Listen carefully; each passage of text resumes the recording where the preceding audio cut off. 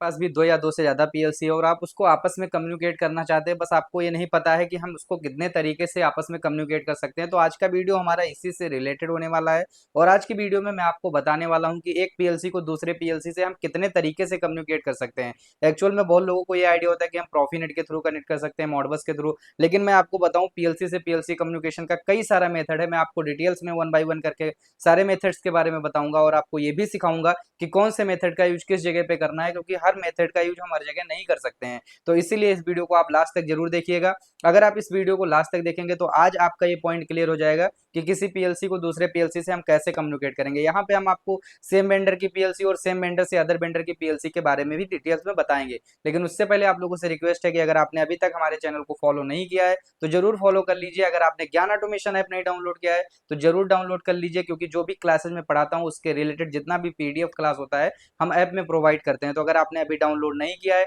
तो जरूर डाउनलोड करिए और रजिस्टर करिए। आइए हम वीडियो को अब शुरू करते हैं। दोस्तों, सबसे पहले हम समझेंगे पीएलसी टू पीएलसी कम्युनिकेशन क्या होता है। जैसे कि मान लीजिए आपके पास ये पीएलसी ये है और दूसरा पीएलसी बी है।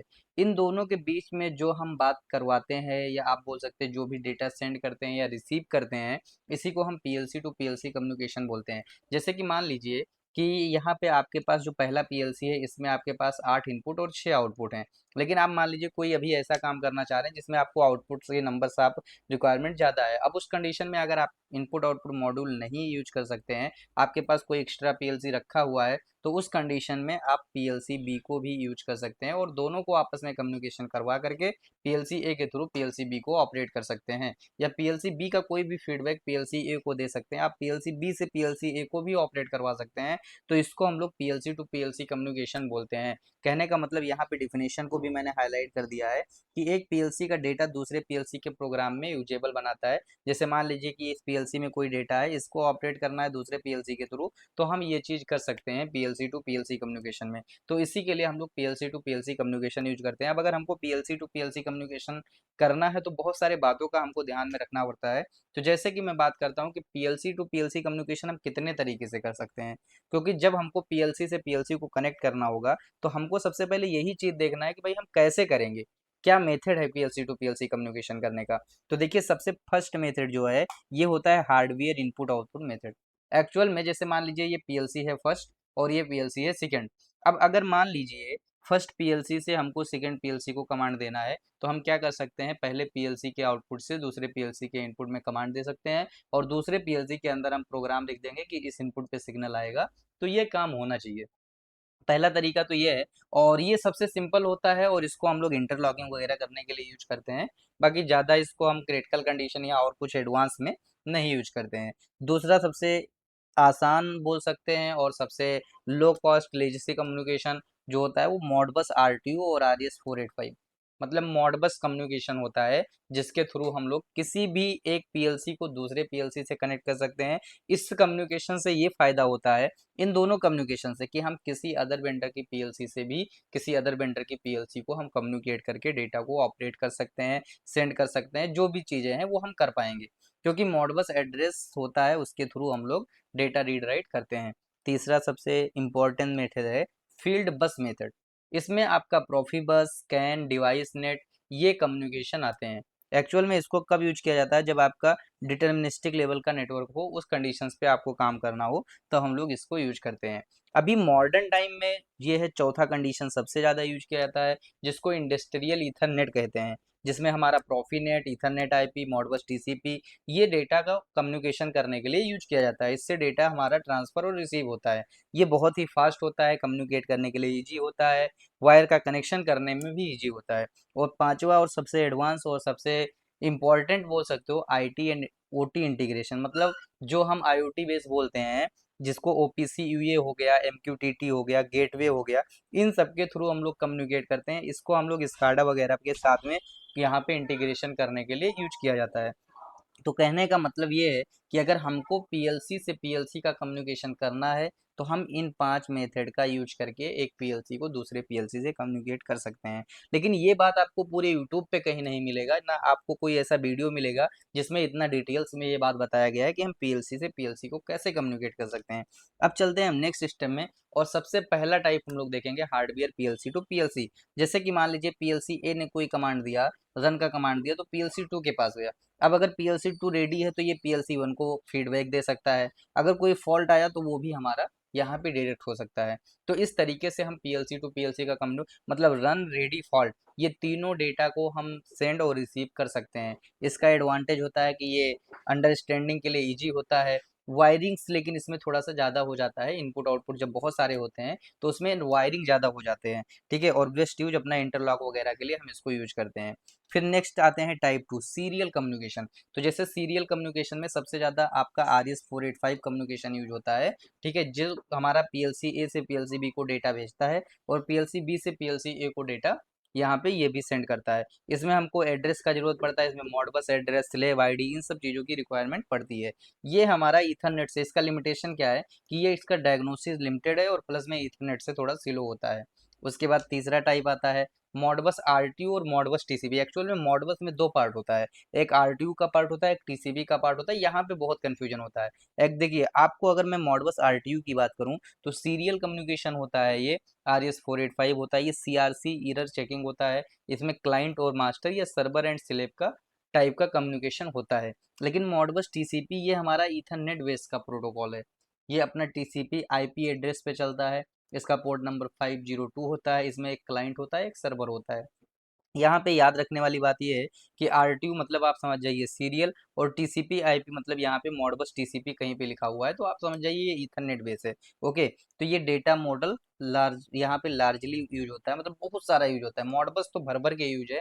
आप कहीं भी चाहे बीएफडी की बात करें, पीएलसी की बात करें, एचएमआई की बात करें, आपको मॉडबस हर जगह मिलना ही मिलना है। उसके बाद नेक्स्ट बढ़ेंगे, आता है हमारा फील्ड बस कम्युनिकेशन। फील्ड बस कम्युनिकेशन में जैसे आपका प्रॉफी बस के थ्रू कम्युनिकेशन करना हो गया, कैन ओपन कम्युनिकेशन होता है, डिवाइस नेट कम्युनिकेशन होता है। इन सब के थ्रू हम लोग फील्ड बस कम्युनिकेशन से एक पीएलसी से दूसरे पीएलसी को कनेक्ट कर सकते हैं। फिर जो चौथा मेथड है इंडस्ट्रियल ईथरनेट, इसके थोड़ा देखो, अभी पहले मैंने आपको सारा मेथड बताया था, अब उससे रिलेटेड डिटेल में बता रहे हैं। जैसे इंडस्ट्रियल ईथरनेट में आपका प्रॉफीनेट हुआ, ईथरनेट आईपी हुआ और मॉडबस टीसीपी हुआ। इंडस्ट्रियल ईथरनेट प्रोटोकॉल में तीन तरीके से हम कम्युनिकेट कर सकते हैं, प्रॉफीनेट केबल यूज करके, ईथरनेट आईपी केबल यूज करके, मॉडबस टीसीपी। इन तीनों का यूज करके हम लोग कम्युनिकेशन कर सकते हैं। इसमें हमारा जैसे पीएलसी है, पीएलसी बी, पीएलसी सी है, तो हम इनको आपस में कम्युनिकेट करके कोई भी डेटा को सेंड करते हैं और रिसीव कर सकते हैं। फिर अपना पांचवा टाइप जो आता है OPC UA and MQTT gateway. इसमें क्या होता है कि ओपीसी यूए भी एक कम्युनिकेशन प्रोटोकॉल है, एमक्यूटीटी भी अपना कम्युनिकेशन प्रोटोकॉल है, और गेटवे। जैसे मान लीजिए ये पीएलसी है तो ये पीएलसी किसको डेटा देगा, ओपीसी यूए के थ्रू डेटा देगा, और ये कहाँ जाएगा, एमक्यूटीटी के पास में। अब एमक्यूटीटी से आप क्या कर सकते हैं, कहीं से बैठे बैठे ही डेटा ले सकते हैं और दूसरे पीएलसी को दे सकते हैं। तो इसके लिए ये बिल्कुल एडवांस टाइप हुआ। ठीक है, जो क्लाउड वगैरह में डेटा को सेंड करते हैं और फिर दूसरी जगह पे रिसीव करते हैं, उसके लिए इसका हम यूज करते हैं। फिर आता है यहाँ पे कम्युनिकेशन आर्किटेक्चर। कम्युनिकेशन आर्किटेक्ट जो होता है, किस तरीके से, मतलब प्रोसेस क्या है कम्युनिकेशन करने का। तो देखिए, तीन बेसिक मॉडल हैं जिसको हमको फॉलो करना पड़ता है कम्युनिकेशन करने के लिए। पहला है साइक्लिक कम्युनिकेशन। ठीक है, फिर आता है क्लाइंट और सर्वर कम्युनिकेशन, फिर आता है प्रोसीजर कंज्यूमर। मतलब ये क्या करता है साइक्लिक में कि यहाँ पे इनपुट आउटपुट के बेसिस पे, जो मैंने बताया इनपुट आउटपुट से कम्युनिकेशन होता है, ये होता है साइक्लिक कम्युनिकेशन। क्लाइंट और सर्वर में क्या होता है कि एक सेंड करने वाला होता है, दूसरा रिसीव करने वाला होता है। और जो प्रोसीजर और कंज्यूमर होता है, तो एक डेटा प्रोड्यूस करता है और बहुत सारे लोग डेटा को रिसीव करते हैं, मतलब मल्टीपल डिवाइस कंज्यूम डेटा कर सकता है। ठीक है, तो इसके लिए ये वाला मेथड होता है। इसका रूल क्या है, तो कंट्रोल के लिए डिटरमाइंस, इंफॉर्मेशन के लिए इंटरप्रोबिलिटी, और एनालिस्ट के लिए मैसेजिंग, ये इसका रूल है। तो अब यहाँ पे ये अपने कम्युनिकेशन के तीन आर्किटेक्चर थे जिनको आपको समझना था। अब आते हैं डेटा कॉन्ट्रैक्ट। ठीक है, सबसे पहले हमको ये डिफाइन करना होता है कि भाई पीएलसी ए से पीएलसी बी को जो डेटा जा रहा है वो कौन सा जाएगा, और पीएलसी बी से पीएलसी ए को जो डेटा आ रहा है तो ये कौन सा जाएगा। और यहाँ पे जो है, जो भी मान लीजिए डेटा अपना आया या गया, तो उसके लिए आपको जो है यहाँ पे आपके डेटा का हेल्थ क्या है उसके बारे में, यहाँ पे जैसे डेटा वैलिड है कि नहीं वैलिड है, डेटा का सीक्वेंस क्या है, ये सारी बातें यहाँ पे होंगी। ठीक है। तो ये आपका डेटा का कॉन्ट्रैक्ट होता है। ये सारी चीज़ें हमको पहले डिफाइन करनी पड़ती हैं जब भी हम पीएलसी टू पीएलसी कम्युनिकेशन करते हैं तो। उसके बाद में यहाँ पे हम नेक्स्ट आएंगे एड्रेसिंग एंड डेटा मैपिंग। जैसे क्या होता है कि जब हमको पीएलसी से दूसरे पीएलसी में डेटा भेजना होता है तो हमको एड्रेसिंग करना पड़ता है, हमको डेटा का मैपिंग करना पड़ता है। क्योंकि जब हम जैसे मान लें मॉडबस कम्युनिकेशन किए तो मॉडबस में जो हमारा डेटा रजिस्टर 40,001 से जैसे सीमेंस में स्टार्ट हुआ, तो उसके लिए हमको क्या करना है, जैसे पहला क्या है, टैग रजिस्टर डिफाइन करना है। ठीक है। जैसे मान लीजिए हमने स्पीड का कमांड 1500 डिफाइन कर दिया। स्टेप 2 हमारा है टीएक्स एरिया और आरएक्स एरिया डिफाइन करो, जैसे होल्डिंग रजिस्टर 40,001 है। उसके बाद में तीसरा स्टेप है पीएलसी बी में सेम डेटा को करेक्ट टैग से मैप करना है हमको। तो ये कैसे करते हैं ये हम प्रैक्टिकल में आपको करके दिखाएंगे और बताएंगे भी। नेक्स्ट चलते हैं। अब पीएलसी टू पीएलसी प्रोग्रामिंग के लिए point by point work flow क्या है। पहली चीज हमारा रिक्वायरमेंट क्या है, तो मेन चीज हमको ये डिसाइड करना भाई रिक्वायरमेंट हमारा है क्या चीज। उसके बाद में हम देखेंगे कि यार दो पीएलसी जैसे अगर मेरे पास है तो दोनों के लिए कौन सा कम्युनिकेशन प्रोटोकॉल फिट होगा। क्योंकि ऐसा नहीं है कि भाई कम्युनिकेशन प्रोटोकॉल दोनों में बात ही नहीं, जैसे मान लीजिए एक चाइना का आदमी है एक जापान का आदमी है, तो दोनों को आपस में अगर बातचीत करवाना है तो बीच में ट्रांसलेटर की जरूरत पड़ेगी तभी कम्युनिकेट कर पाएंगे। ऐसे ही समझ लीजिए इसमें भी होता है कि अगर आपको दो प्रोटोकॉल को फिट करना है तो पहले हमको ये देखना है यार दोनों प्रोटोकॉल काम करेगा या नहीं करेगा। तीसरा चीज है कि नेटवर्क है, आईपी हो गया, नोड हो गया, या मॉडबस कर रहे हैं तो कॉम्पोनेंट, मतलब सबके लिए अलग अलग है। इथरनेट से करोगे तो आईपी, ठीक है, डिवाइस नेट से करो, नोड पोर्ट सेट करना है तो अपना कॉम पोर्ट, उसके बारे में यहाँ पे बताया गया। उसके बाद हमको मैपिंग करना है। उसके बाद में फिर हमको सीक्वेंस जनरेट करना है और यहाँ से हमारा मतलब time out fault plus recovery का लॉजिक जो भी है क्रिएट करना है। मतलब जब भी हमको कोई पीएलसी को कम्युनिकेट करना है तो हमको इन 6 स्टेप्स में चलना है। इन 6 स्टेप्स में हम लोग पीएलसी को कम्युनिकेट कर पाएंगे। उसके बाद में नेक्स्ट चलते हैं हैंड शेक एंड हार्टबीट। जैसे यहाँ पे कंडीशन दिया हुआ है पांचवा नंबर में hand shake and heartbeat plus sequence. इसका मतलब क्या होता है, क्योंकि हैंड शेक हार्टबीट सीक्वेंस का मतलब भी जानना जरूरी होता है। देखिए जैसे कि पीएलसी ए और पीएलसी बी ये दोनों है। पीएलसी ए ने मान लीजिए पीएलसी बी को कोई डेटा भेजा और पीएलसी बी ने पीएलसी ए को कोई डेटा भेजा। हार्ट बीट जो है क्लॉक पल्स, जैसे 101 है सीक्वेंस 25 है और यहाँ पे एक्नॉलेजमेंट 1 है सेम सीक्वेंस इक्वल टू 25 है।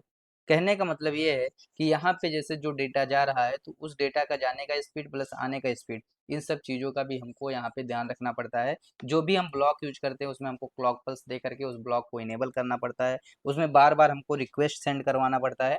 ये सारी चीज़ें इसमें होती हैं। उसके बाद में फिर यहाँ से परफॉर्मेंस क्या है ये भी हमको ध्यान देना पड़ता है। अपडेट टाइम कितना है, ठीक है, लेटेंसी क्या है, जिटर क्या है, बैंडविड्थ क्या है, इसका अवेलेबिलिटी क्या है, डायग्नोस्टिक क्या है, ये सारी बातें हमको जानना यहाँ पे जरूरी है। अगर ये 6 पैरामीटर हम नहीं चेक करेंगे तो हम नहीं जान पाएंगे कि हमारे पीएलसी का परफॉर्मेंस क्या है या पीएलसी टू पीएलसी कम्युनिकेशन में किस तरीके से वो रिस्पॉन्स कर रहा है। तो जब भी आप पीएलसी टू पीएलसी कम्युनिकेशन करिए तो इस 6 पॉइंट को जरूर चेक करिए कि आपका अपडेट टाइम क्या है, आपका जो सेंडिंग रिसीविंग का टाइम है उसमें डिले कितना हो रहा है, ठीक है, डिले कितना वेरी कर रहा है।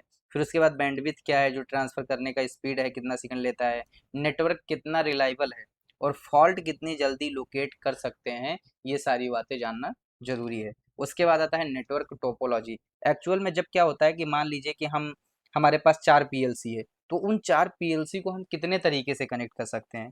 तो हमारे पास नेटवर्क टोपोलॉजी के 3 मेथड हैं। एक है स्टार, दूसरा है लाइन और तीसरा है रिंग।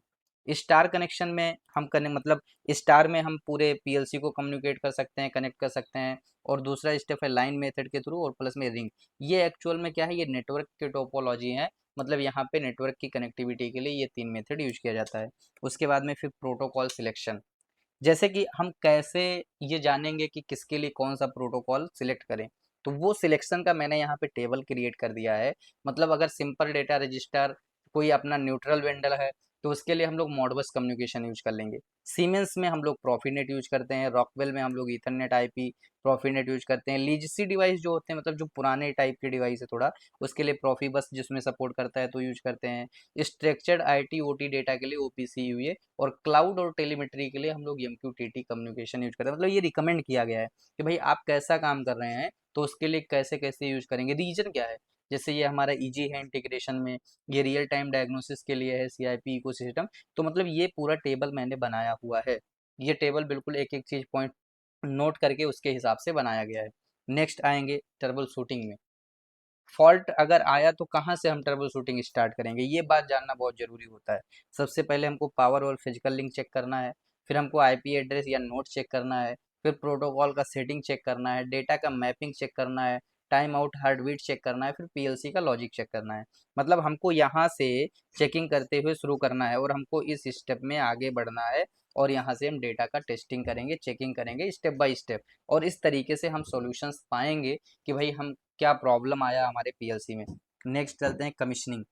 कमीशनिंग में हमको ये देखना है भाई हमारे पास पीएलसी ए है, पीएलसी बी है, इन दोनों में कौन सा कम्युनिकेशन प्रोटोकॉल सपोर्ट करता है, दोनों को आपस में कनेक्ट कर देंगे। कनेक्ट करने के बाद में फिर हमारा जैसे एक टीएक्स काउंटर रखना चाहिए, RX counter, error counter, timer, मतलब जैसे कभी इरर आया तो वो भी काउंट होता रहे। अगर मान लीजिए मैसेज सेंड करने में कितना सेंड हुआ, कितना रिसीव हुआ, उन सब के लिए भी हम काउंटर का यूज कर सकते हैं। मतलब ये मॉनिटर के लिए कि भाई हम मॉनिटर कर रहे हैं कितना डेटा सेंड हुआ, कितना रिसीव हुआ, कितना बार इरर आया, ये सब हम काउंट करते रहने चाहिए। तो कमीशनिंग के टाइम पे ये मॉनिटर करना बहुत ज़्यादा जरूरी होता है, तो उसके लिए दिया गया है। फिर आता है रियल एग्जाम्पल।